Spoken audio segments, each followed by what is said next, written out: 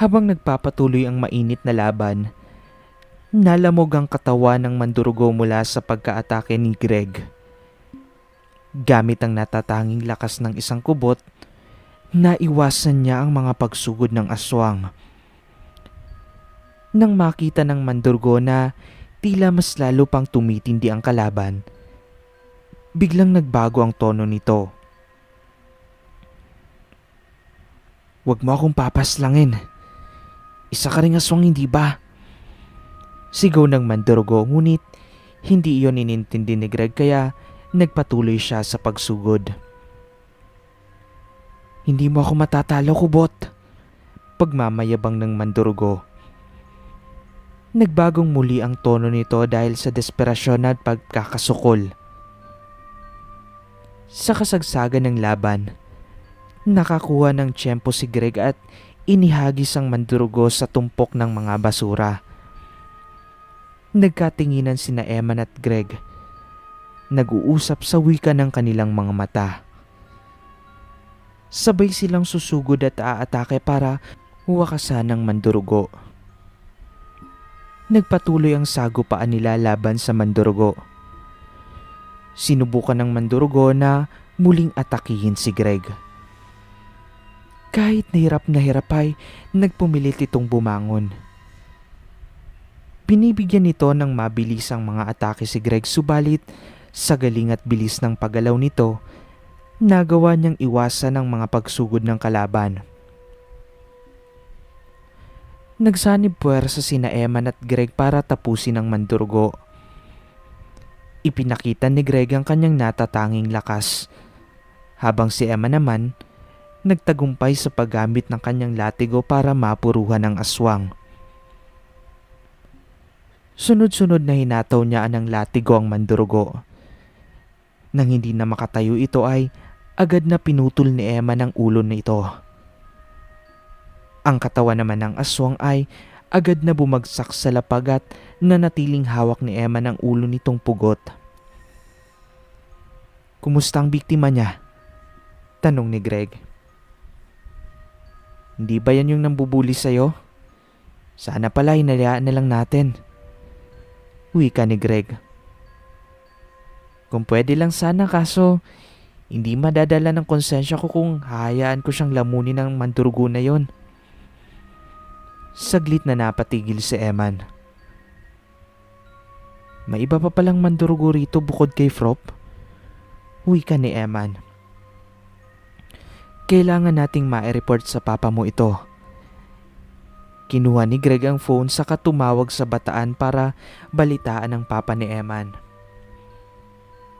"Paano itong si Joey?" tanong ni Eman. "Tumawag tayo ng ambulansya. Hindi maganda na makita tayo ng ibang tao at ma-identify na wididis," paliwanag ni Greg. Sige, may point ka dyan." Iginala ni Emma ng paningin at tinalasan ng pandinig. Nakarinig ulit sila ng sigaw kaya't tinungo nila ang pinagmumula nun. Nakakita ulit sila ng isang aswang pero sa pagkakataong iyon ay sigurado si Eman. Si Professor Diana na iyon. Napalingon sa gawin nila ang mandurugo at dahil nakita nitong hindi lang iisa ang makakalaban niya ay agad na tumakbo papalayo ang mandurugo at iniwan ang biktima na bumagsak sa lupa. Hindi na nila naabutang buhay ang kawawang lalaking estudyante. Base sa suot nitong damit ay isang senior high student ito. Agad na humabol si Greg sa mandurugo. Iyon ang pagkakataon niya para pagbayaran nito ang mga kasalanan sa pamilya niya. Nilingon muna ni Emma ng kawawang biktima bago humabol kay Greg at nakailang liko sa mga kanto ang aswang. Hindi napapagod sa pagtakbo para matakasan ang dalawang humahabol sa kanya, pero hindi nagpatinag ang dalawa. Nang makalapit na si Greg sa aswang ay agad niyang inilang hakbang ang distansya saka doon sinunggaba ng aswang sa likod. Buong lakas niyang ibinalibag iyon sa pader na parang nagtapon lang ng basura. Tumama ang katawan ng mandurugo sa pader. Nagpatuloy ang habulan sa madidilim na kalye ng Maynila. Nagsusumikap sina Greg at Emma na maabutan ng mandurugo sa matuling pagtakbo nito. Mahihirapan tayong habulin siya, malakas na sabi ni Eman habang tumatakbo. May halong nerbyo sa tinig niya. Masyadong mabilis ang mga kilos ng mandurugong ito. Bahala na, sagot ni Greg. Nagpatuloy ang habulan hanggang makarating sila sa kalye na patay-sindi ang ilaw. Natanaw nilang lumiko ang mandurgo patungo sa isang madilim na eskinita. Agad sumunod sina Eman at Greg sa kalyeng nilikuan ng mandurgo pero hindi na nila nakita pa kung saan iyon nagsuot paglagpas ng makitid na kalye. Nagpalingalinga ang dalawa sa magkabilang direksyon ng nilabas ang eskinita pero wala na roon ang mandurgo at hindi na rin maramdaman ng dalawa ang presensya nito. We lost her, saad ni Eman. Tinapik ni Greg ang balikat niya sa kahumugot ito ng malalim na hinga. We will have another chance. Umuwi na muna tayo at magpahinga. Walang nagawa si Eman kung hindi ang bumalik sa kondo. Ipagpapatuloy nila ang pagtugis sa mandurgo sa mga susunod na gabi. Kung pwede lang na sa school siya tapusin pero hindi natin yun pwedeng gawin, sambit ni Eman. Sa lahat ng tao, ako ang may pinakadailan para puksen ang mandurgo na iyon, wika ni Greg. Makukuha mo rin ang hustisya para sa pamilya mo, Greg. Pampalubag loob na sambit ni Eman.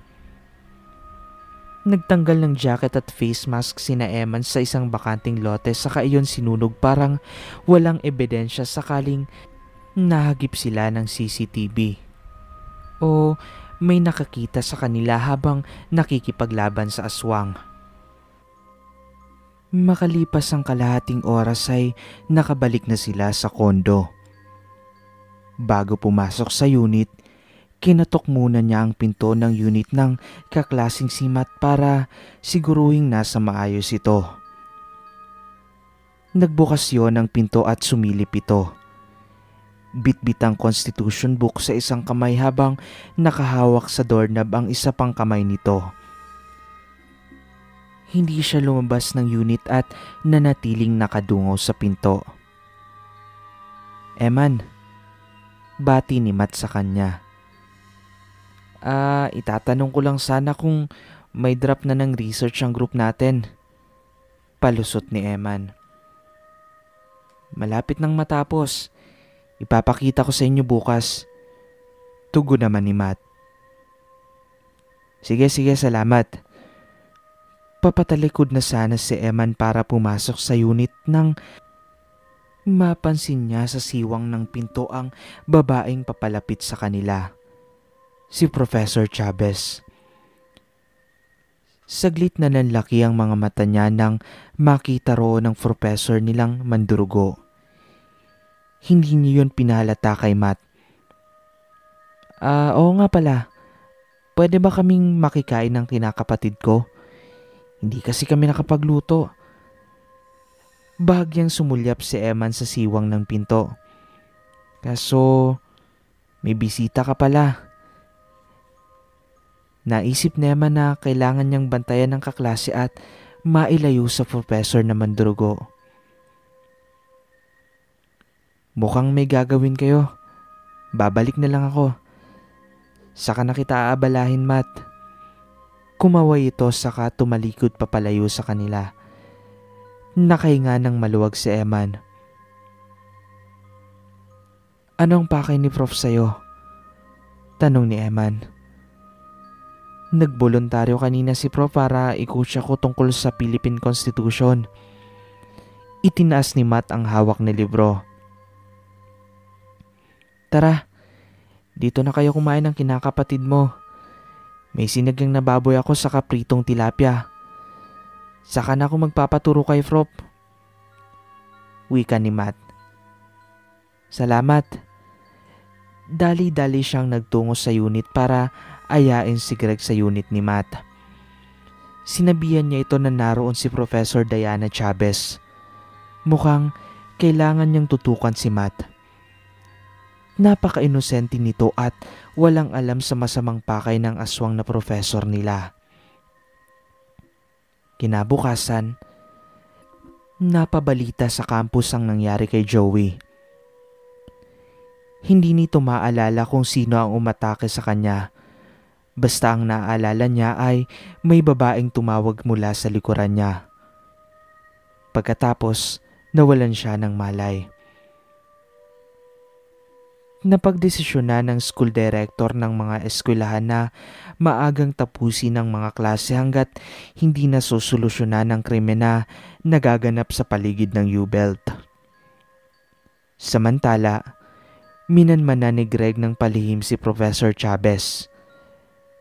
Kahit magkaiba sila ng faculty room ng college department ay gumagawa siya ng dahilan para magawi roon at palihim naman manan ito. Napansin ni Greg ang babaeng lumabas sa faculty na may bitbit na patong-patong na libro. Nakaisip ng pagkakataon si Greg. Pasimple siyang naglakad patungo sa gawin nito saka binunggo ang babae. Bumagsak ang mga libro na bitbit nito kaya tinulungan niya itong pulutin isa-isa ang mga iyon. Nako, I'm sorry. Hindi ako nag-iingat. Hinging paumanhin ni Greg habang dinadampot ang librong nalaglag. Wala yun. Hindi mo naman sinasadya. Tugon ng babae. Masyadong marami itong bitbit mo. Saan mo ba ihahatid? Tutulungan na kita. Alok ni Greg dito. Huwag na. Nakakaya naman. Tanggi ng babae. I insist. Besides, naabala pa kita sa pagkakabunggo ko sa'yo. Pambawi ko na. Dagdag ni Greg. Ikaw ang bahala. Sagot ng babae. Kinuha ni Greg ang mga libro saka sinamahan ng babae sa library. Napag-alaman niyang guro ito sa college department. Nabanggit niyang kinakapatid niya si Eman at nagkataong estudyante ito ng kausap. Maayos bang kinakapatid ko? Hindi pa saway, Miss Magno? Oo naman. Mabait at matalino. Tahimik din sa klase pero kapag tinawag sa recitation ay may ibubuga. Pagmamalaking tugon ni Miss Magno. Naisoli nila ang library at kumuha ng panibagong batch ng libro si Miss Magno kaya nagkaroon ng pagkakataon si Greg na ihatid sa faculty ang guro. Nakapasok siya sa loob ng faculty room at nagkataong naroon si Professor Chavez at nakaupo sa table nito. Abala ito sa pagtitipa sa computer niya. Naisip ni Greg na maaari niyang kaibiganin si Miss Magno para manmanan si Diana Chavez. Nakipagkaibigan nga si Greg kay Miss Magno at kunwaring tinatanong ang status ni Eman sa pag-aaral nito habang minamatyagan si Diana Chavez. May mga pagkakataong pinapasyalan niya sa faculty tuwing tanghalian at sa uwian si Miss Magno para ayaing kumain o ihatid dito sa bahay. Minsan nga ay binibiro na rin siya ni Emma na baka mahulog sa professor ng di sinasadya. Tawa lang naman ang naisasagot ni Greg. Kailangan kong bantayan ang bawat kilos ng mandurgo na yon. Hindi natin alam ang mga susunod na gagawin niyang pambibiktima. Kasalukuyan silang nasa kondo at magkaharap sa pagkainan habang pinag-uusapan ng palitan nilang pagmamatsyag kay Diana Chavez. Sinisiguro nilang walang ibang mabibiktima ito sa eskwelahan. Kailangan nating alamin ang lahat ng kakayahan niya para magawa natin ang paraan na makontra o matapatan niyon oras na makaharap natin siya. Sambit ni Greg. Ang mga napansin kong kakayahan niya ay telekinesis, hypnosis, paglalaho sa dilim at kakaibang bilis, sagot ni Eman. Pinipilit niyang alalahanin ng iba pang nagawa ng nakatunggaling mandurugo at iyon ang mga naalala niya. Mukhang nagagamit niya ang hypnosis para makasipsip ng dugo sa target niya na wala siyang balak patayin. Wika ni Greg. Mukhang hindi tumatalab ang hypnosis sa tulad nating may lahing aswang. Napansin ko yan nang sinubukan niyang gamitin ng hypnosis ang isang lalaking estudyante pero hindi yun gumana. Nagtaka ako kaya't sinundan ko yung estudyante at nadiskubre kong anak siya ng isang aswang. Masangsang at amoy nabubulok na karne ang sumalubong sa kanya sa labas ng school at tinawag niyang ate. Kwento ni Greg. Ano nga palang nangyari kay Joey? Nakalabas na ba ng ospital? Tanong ni Eman. Wala na siyang balita rito pagkatapos na muntik itong mabiktima ng mandurugo at masugod sa ospital.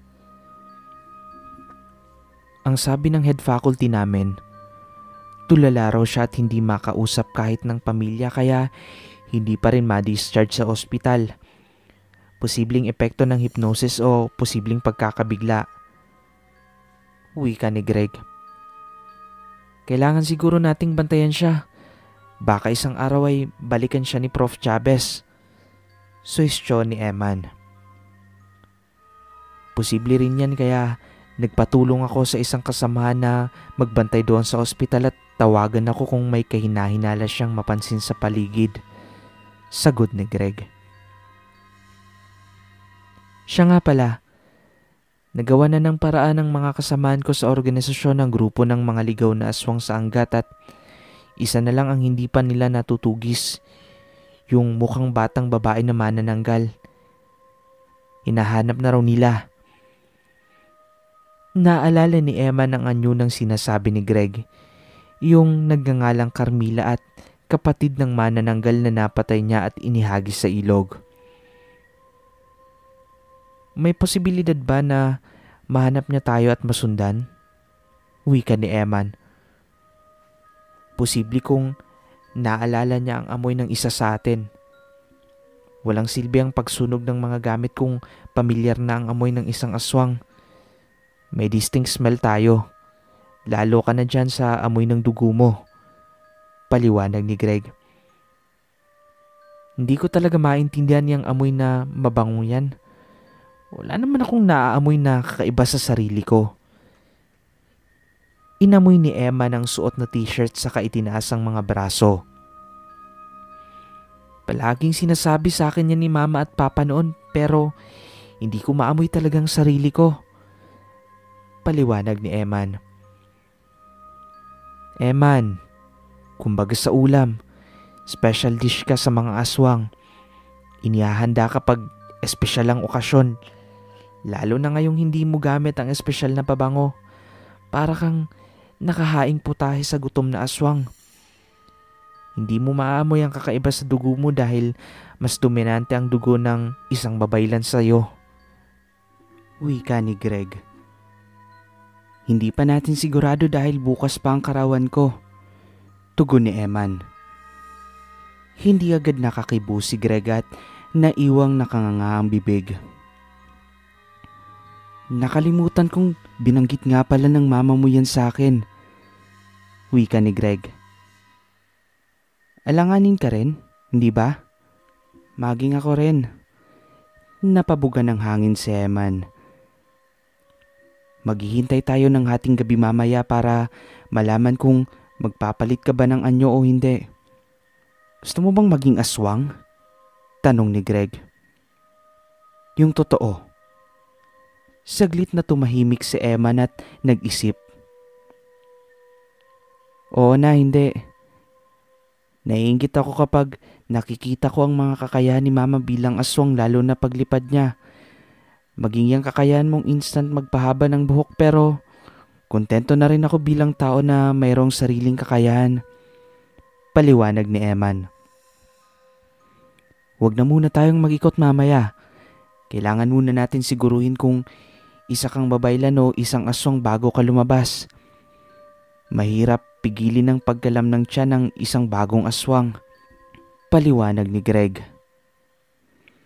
Bahagyang kinabahan si Eman sa binanggit ni Greg kaya lihim niyang hiniling na sana isa siyang tao. Ayaw niyang makapanakit ng inosente at mas lalong ayaw niyang kumain ng laman ng tao. Ganoon nga ang ginawa nila.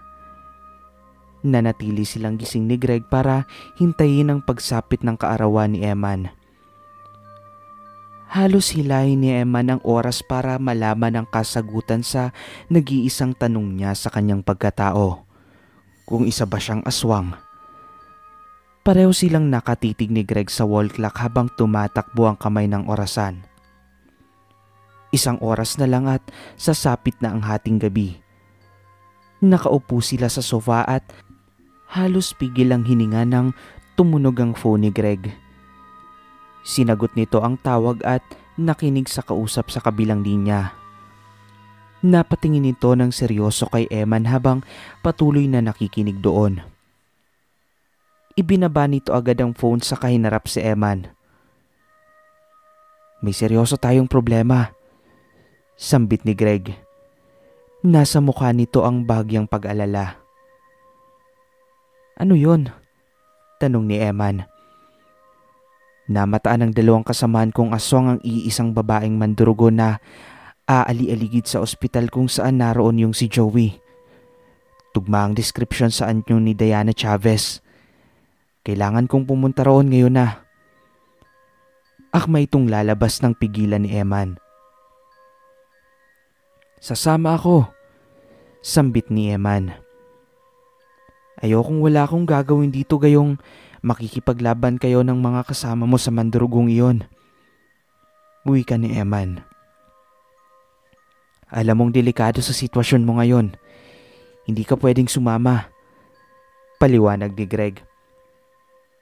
Hindi ako mapapakali rito. Hindi ka rin sigurado sa maaaring mangyari kung mag-isa lang ako rito. Paliwanag ni Eman. Saglit na nag-isip si Greg. O siya, sige. Basta huwag kang gaanong lalayo sa akin. Mahirap na. Tumango si Eman sa kabumunot ng malalim na hininga. I'll be very careful and mindful. Napabuntong hininga si Greg. Let's go. Kinuha nila ang mga gamit para ikubli ang kanilang anyo saka lumabas ng kondo. Tinungo nila ang kotse ni Greg na nakapark sa labas